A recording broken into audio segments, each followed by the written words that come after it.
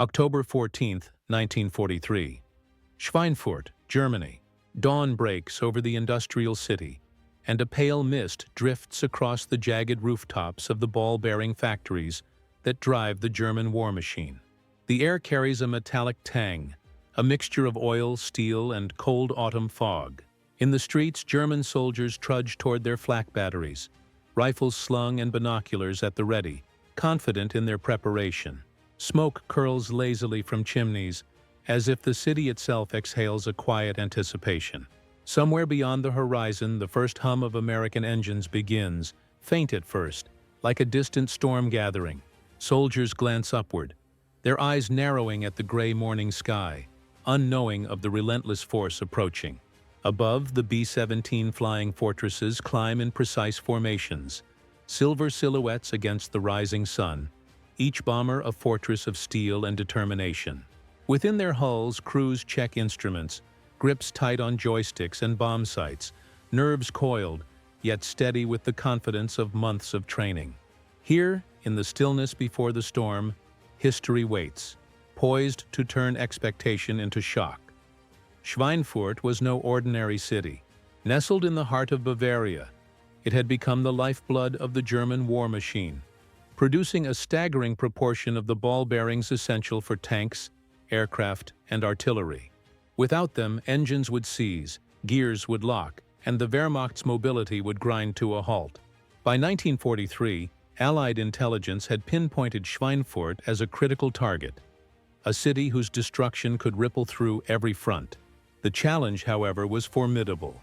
The Luftwaffe had fortified the skies above the factories with layers of anti-aircraft guns, and fighter squadrons patrolled the surrounding countryside, ready to intercept any approaching bomber stream.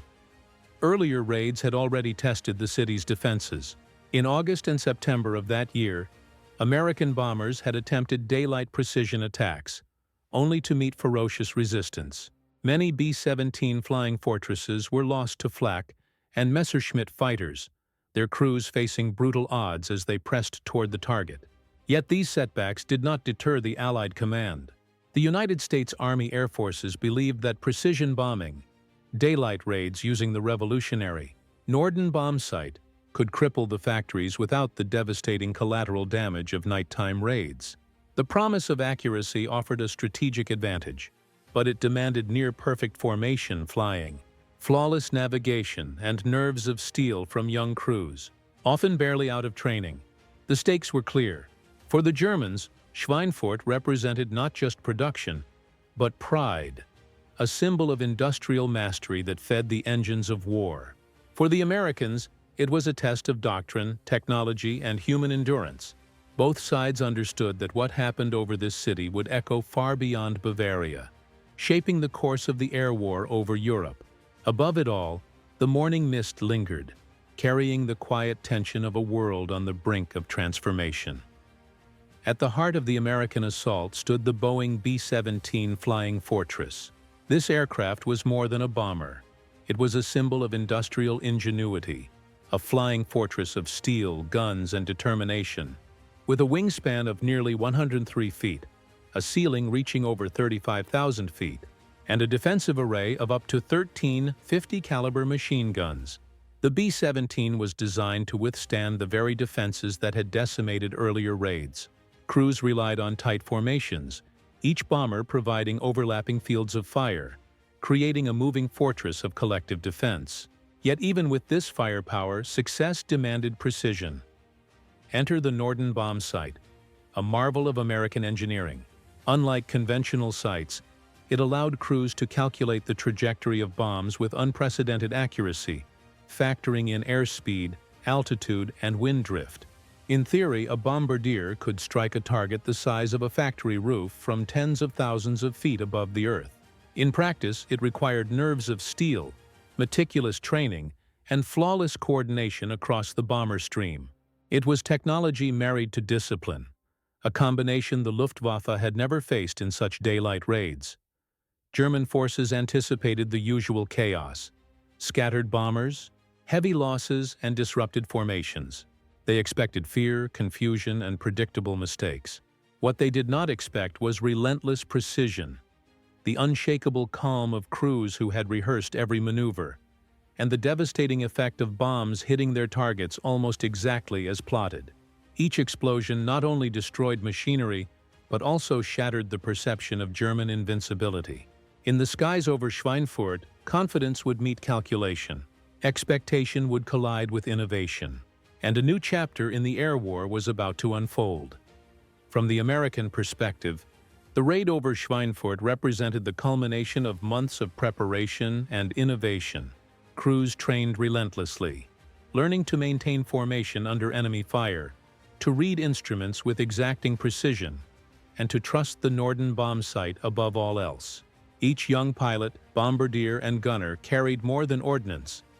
They carried the weight of strategy, the expectation of accuracy, and the hope of returning home. Inside the cramped fuselage, the rhythmic hum of engines mingled with the metallic scent of oil and the occasional clatter of defensive guns, a constant reminder that survival depended on discipline and coordination. Technologically, the raid highlighted the advantage of American engineering. The B-17s could fly higher and longer than almost any Luftwaffe fighter, and their armor and armament allowed them to absorb hits that would have downed lesser aircraft. The Norden bombsight transformed aerial bombardment from a gamble into a science. Precision that had been thought impossible in daylight raids now became a tangible weapon, one that challenged the very foundation of German confidence in their air defenses. For the Germans, the initial sight of the approaching formations was met with a mixture of disbelief and expectation. Anti-aircraft crews adjusted their sights, squinted through rangefinders, and predicted the usual chaotic approach. They expected scattered bombers, panic among inexperienced crews, and bombs falling off target. What they encountered instead was a relentless, methodical advance. Each B-17 glided into position as if guided by an unseen hand, each bomb released with a mathematical certainty. Reports from German officers later described the raid as like a machine, precise and inexorable, an emotional blow as much as a physical one.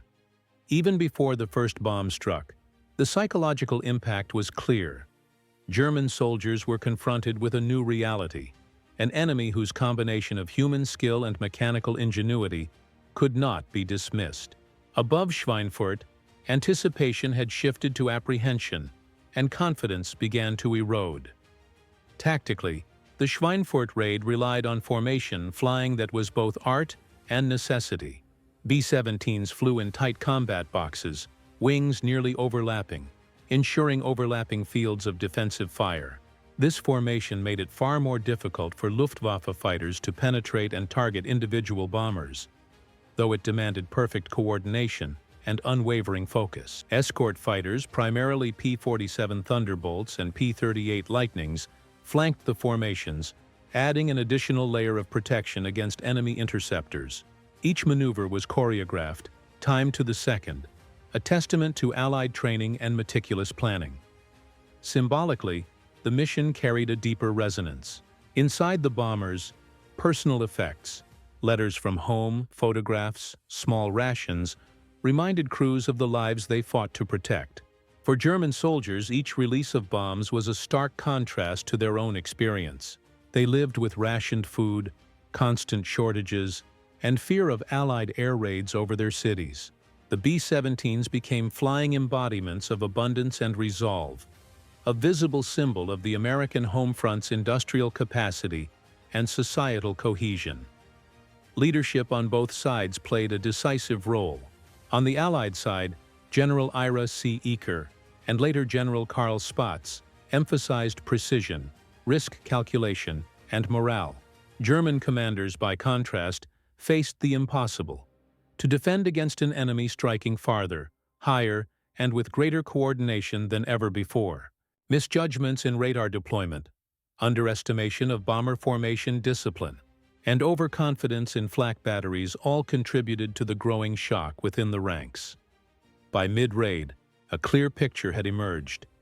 Technology, human skill, and strategic foresight converged to create a force the Germans could neither easily predict nor contain. For the American crews, it was a testament to training and invention. For German defenders, a revelation that the air war was entering a new, more precise, and more terrifying phase. Above Schweinfurt, expectation met reality, and the scales of conflict began to tilt unmistakably. October 14, 1943, 10:15 a.m. The first B-17s of the 8th Air Force crossed the misted horizon above Schweinfurt. Engines droned in synchronized rhythm, a metallic heartbeat that pulsed through the sky. German radar operators reported formations that seemed impossibly large and precise, stretching miles across the heavens. Anti-aircraft gunners adjusted their rangefinders, expecting the usual scatter of bombers, but the machines moved with a discipline that defied instinct. The Luftwaffe scrambled fighter squadrons, Messerschmitt Bf-109s and Focke-Wulf FW-190s, diving toward the formations. Flak bursts erupted, shrapnel slicing the air with sharp metallic snaps. Inside the bombers, crews felt the tremor of near misses, the hiss of escaping hydraulic lines, and the constant rattle of defensive fire. Yet each pilot maintained altitude. Each bombardier focused on the target through the Norden bombsight. Release after release, the bombs fell in near-perfect alignment with the factory roofs below. Smoke spiraled upward, mingling with the autumn haze, marking the destruction wrought with mathematical precision. German soldiers watched in disbelief as the factories they believed invulnerable were systematically battered. Reports from the ground describe a surreal mixture of awe and fear. "They dropped their loads like clockwork. We could do nothing," a German officer later wrote. The psychological impact was immediate. The anticipated chaos of scattered bombing never came. Instead, a quiet, mechanical inevitability descended. For every flak battery firing, for every fighter dive, the B-17s adapted, formations shifted, and the mission pressed on, relentless in its purpose. In the sky, silver silhouettes moved as one. Engines thrumming, guns firing, bombs descending, and with each explosion, the balance of power subtly shifted. Schweinfurt's defenses, prepared for panic, faced instead an orchestrated demonstration of American ingenuity and resolve. The first wave had struck with precision, leaving German commanders reeling, unprepared for the full magnitude of what was unfolding. As the second wave of B-17s approached, the scale of destruction became unmistakable. Ball-bearing factories that powered the German war machine erupted in controlled chaos. Roofs splintered, machinery twisted, and smoke and flames spiraled skyward. Each bomb, dropped with the precision of the Norden bombsight, struck production lines that the Luftwaffe had assumed invulnerable. From the ground, German officers watched through binoculars, their initial confidence giving way to disbelief. "It was as if the sky itself was against us," one soldier later recalled, a rare admission of awe in official reports. Luftwaffe fighters engaged repeatedly, yet even elite squadrons could not break the formation. Anti-aircraft batteries fired tirelessly, but the B-17's altitude and defensive armament minimized losses. Out of more than 200 bombers involved in the mission, only a fraction were lost. Numbers devastating, yet far below what German defenses had anticipated. The precision, discipline, and technology of the American crews rendered the flak and fighters only partially effective, each explosion on the target a testament to planning and skill. The psychological impact on German forces was profound. Soldiers who expected chaos instead saw calculation. They had anticipated fear and confusion among the attackers. Instead, they encountered resolve, coordination, and a technological superiority that challenged everything they thought they knew about the war in the air. Reports from commanders describe stunned silence at the accuracy of the strikes and the resilience of the bombers under fire. Above Schweinfurt, the turning point was undeniable. What was intended as a raid to disrupt production became a demonstration of American industrial might, precision engineering, and human determination. The Germans, accustomed to dictating the tempo of war, found themselves reacting to an enemy whose ingenuity and discipline could not be ignored. In that moment, Schweinfurt became more than a city. It became a symbol of the changing tide in the skies over Europe. The aftermath of the Schweinfurt raid revealed both tangible destruction and the psychological toll it had exacted. Ball-bearing production, the lifeblood of German mechanized warfare, was severely disrupted. Several key factories were rendered inoperable, their machinery twisted and melted under the relentless precision of American bombs. Estimates suggest that production dropped by as much as one-third in the weeks following the attack, delaying tank repairs, aircraft assembly, and artillery maintenance across multiple fronts. For a Wehrmacht dependent on these components, the disruption was both immediate and strategic, a stark reminder that the air war could directly cripple the engine of Germany's war effort. American bomber losses, while significant, were within planned margins. Out of over 200 B-17s deployed, roughly 60 were lost, along with dozens more damaged but repairable. German flak units and fighter squadrons, despite their expectations, were unable to prevent the devastation. Ground reports recorded soldiers' astonishment, describing how formations maintained integrity even under concentrated anti-aircraft fire. One Luftwaffe officer noted that the American crews operated as if invulnerable, precise to a degree that left us both frustrated and unnerved. The raid was as much a psychological blow as a material one. It forced German commanders to reassess the effectiveness of their air defenses and to confront the reality that Allied technology and discipline had reached a level previously unimagined. Beyond the factories and reports, the raid highlighted a growing strategic shift. The Luftwaffe was now reacting to American initiatives, rather than dictating the terms of aerial engagement. Schweinfurt symbolized the vulnerability of even Germany's most protected industries, and it became clear that the Allies' combination of industrial capacity, technological innovation, and human endurance was reshaping the battlefield. As smoke lingered over the ruined rooftops, a sobering truth crystallized. The war in the air was entering a new era, one where precision, coordination, and relentless determination could overcome even the most formidable defenses. The strategic implications of the Schweinfurt raid were immediate and far-reaching. German commanders, who had long relied on the presumed invulnerability of their industrial heartlands, were forced to reconsider their defensive strategies. Radar deployments were expanded, flak batteries repositioned, and fighter patrols intensified. Yet the fundamental reality remained. The Americans could strike deep, with precision, and with a resilience that could not easily be countered. The raid marked a turning point in the air war, demonstrating that Allied bombers, backed by industrial might and technological innovation, could dictate terms previously reserved for the Luftwaffe. Reports from German officers captured a mixture of shock and grudging respect. One stated that the B-17 formations moved as one, calculating and unyielding, leaving little room for improvisation on our part. Another described the psychological weight of the attack, noting that the audacity and coordination of the Americans had created a sense of inevitability. No matter how many defenses were mustered, the bombers reached their target with devastating accuracy. This was a sobering revelation for a military culture that had prided itself on efficiency and dominance in the skies. For the Allies, the raid reinforced the efficacy of precision daylight bombing, the value of the Norden bombsight, and the importance of tight formation discipline. It also highlighted the human element. Young crews, often barely out of training, executing missions that demanded both courage and mechanical skill. The raid on Schweinfurt became a case study in planning, execution, and the integration of technology and human endurance, a blueprint for subsequent operations that would continue to erode German industrial capacity. As the smoke cleared over the Bavarian factories, a new reality had taken hold. The Germans had been forced into reaction, confronted with a combination of American ingenuity and determination that reshaped their perception of what was possible in the air war.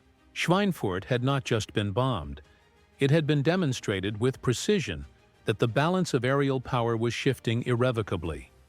The raid over Schweinfurt stands as more than a military operation.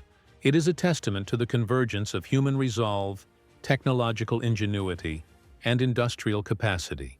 In the skies above Bavaria, precision became both weapon and symbol.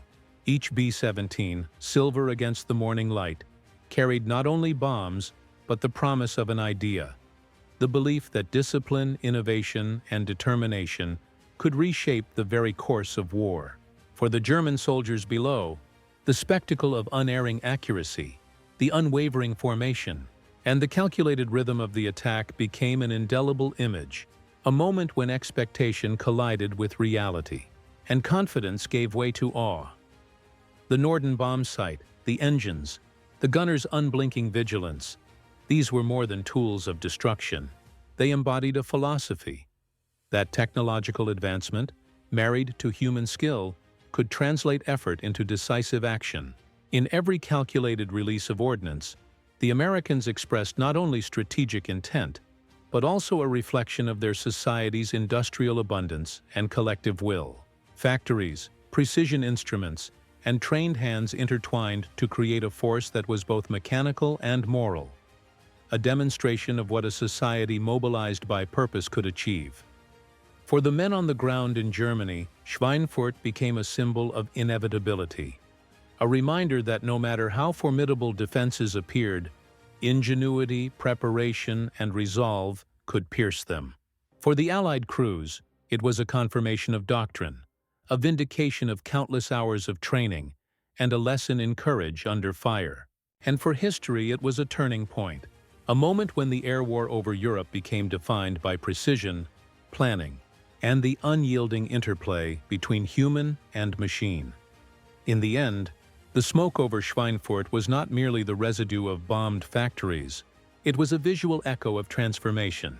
It spoke of the shifting tides of war, the power of disciplined innovation, and the enduring truth that freedom and determination, when combined with knowledge and skill, can achieve results that awe and humble even the most confident of adversaries.